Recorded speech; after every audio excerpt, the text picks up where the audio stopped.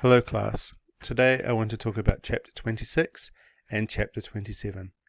First of all, I really want to say thank you to everybody who sent in their work for the essay introductions. It's a really great way to develop your confidence because, to put it simply, we're going to have essays about To Kill a Mockingbird in the Term 1 examination and the Term 2 examination and the Term 3 examination. So by the time you sit the real examination in November, you'll be much better at writing about this novel. And it's really important to learn how to write a great introduction, because if you can get your introductions done well, you're going to have confidence to write a really good essay. Now in chapter 26, the children are in school. So you might see in this video that I have a picture of the German Nazi flag next to the American flag. There's also a picture from a stage production of To Kill a Mockingbird. Now, why are we comparing the Nazis and the Americans? Well, the point is this. This book is set in 1935 in chapter 26. And so Hitler has come to power in 1933. Now, World War II starts in 1939. And the Americans eventually go to war with Germany in 1941. So this is a little bit confusing, so let's just back up a minute. We're in 1935 in a classroom in Alabama, and Hitler has been in power for 2 years. So the children and the teacher are having a discussion about Hitler and Germany. What is the difference between Nazi Germany and the United States? So one of the children asks the teacher about how Hitler can persecute people. About 10 lines into page 251, a child asks Miss Gates, the teacher, I mean, how can Hitler just put a lot of folks in a pen like that? Looks like the government stop him, said the owner of the hand. Hitler is the government, said Miss Gates, and seizing an opportunity to make education dynamic, she went to the blackboard. She printed democracy in large letters. Democracy, she said. Does anybody have a definition? Us, somebody said. I raised my hand, remembering an old campaign slogan Atticus had once told me about. What do you think it means, Jean Louise? Equal rights for all, special privileges for none, I quoted. Very good, Jean Louise, very good, Miss Gates smiled. In front of democracy, she printed, We are a. Now, class, say it all together. We are a democracy. We said it. Then Miss Gates said, That's the difference between America and Germany. We are a democracy and Germany is a dictatorship. Dictatorship, she said. Over here we don't believe in persecuting anybody. Persecution comes from people who are prejudiced. Prejudice, she enunciated carefully. There are no better people in the world than the Jews, and why Hitler doesn't think so is a mystery to me.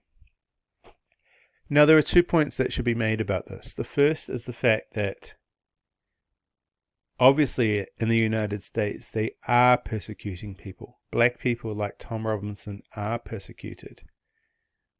Okay. The difference is that in Nazi Germany, the Nazis don't believe in something silly like a trial. If they want to find an enemy, so if the Nazis think that you're homosexual, or that you're a communist, or that you're a Jew, something like that, they'll simply take you away. And even though this book is set in the 1930s, things are really getting nasty in Germany, and by 1941, the Holocaust is really starting. So the final solution starts in 1941, and millions of people are being murdered.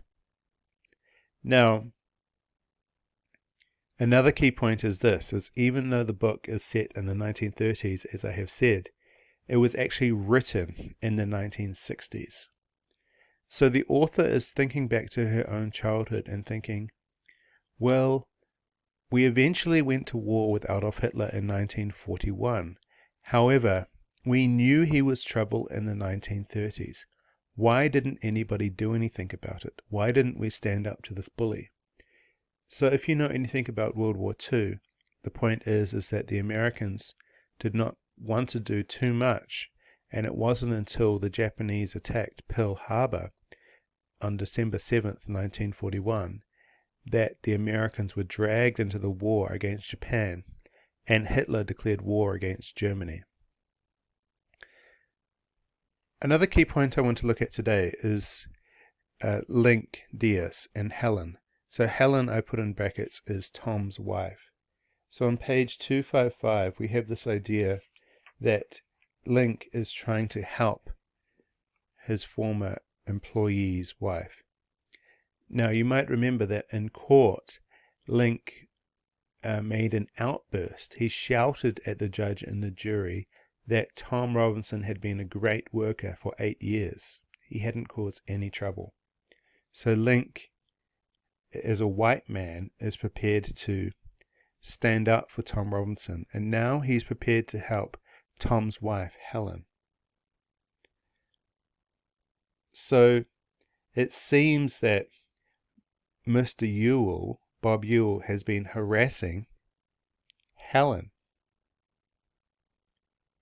Now, if we look at page 255, about 2/3 of the way down, "Ewell," he called. "I say, Ewell." The windows, normally packed with children, were empty. "I know every last one of you's in there a-laying on the floor. Now hear me, Bob Ewell. If I hear one more peep out of my girl Helen about not being able to walk this road, I'll have you in jail before sundown." Mr. Link spat in the dust and walked home. Helen went to work next morning and used the public road. Nobody chunked at her, but when she was a few yards beyond the Ewell house, she looked around and saw Mr. Ewell walking behind her. She turned and walked on, and Mr. Ewell kept the same distance behind her until she reached Mr. Link Diaz's house. All the way to the house, Helen said, she heard a soft voice behind her, croning foul words. Thoroughly frightened, she telephoned Mr. Link at his store, which was not too far from his house. As Mr. Link came out of his store, he saw Mr. Ewell leaning on the fence. Mr. Ewell said, "Don't you look at me, Link Diaz, like I was dirt. I ain't jumped your." "First thing you can do, Ewell, is get your stinking carcass off my property. You're leaning on it and I can't afford fresh paint for it. Second thing you can do is stay away from my cook, or I'll have you up for assault." "I ain't touched her, Link Diaz, and ain't about to go with no N-word." "You don't have to touch her. All you have to do is make her afraid, and if assault ain't enough to keep you locked up a while, I'll get it on a lady's law, so get out my sight. If you don't think I mean it, just bother that girl again." Mr. Ewell evidently thought he meant it, for Helen reported no further trouble. "I don't like it, Atticus. I don't like it at all," was Aunt Alexandra's assessment of these events. "That man seems to have a permanent running grudge against everybody connected with that case. I know how that kind are paying off grudges, but I don't understand why he should harbor one. He had his way in court, didn't he?" "I think I understand," said Atticus. "It might be because he knows in his heart that very few people in Maycomb really believe his and Mayella's yarns. He thought he'd be a hero, but all he got for his pain was, okay, well, we'll convict this Negro, but get back to your dump. He's had his fling with about everybody now, so he ought to be satisfied. He'll settle down when the weather changes." So the key point here is that this man, Mr. Ewell, continues to annoy other people, and he seems to be a very unpleasant individual. So we'll try and finish this book by the end of the week. We don't have much more to go, chapters 28, 29, 30, and 31. Thank you very much.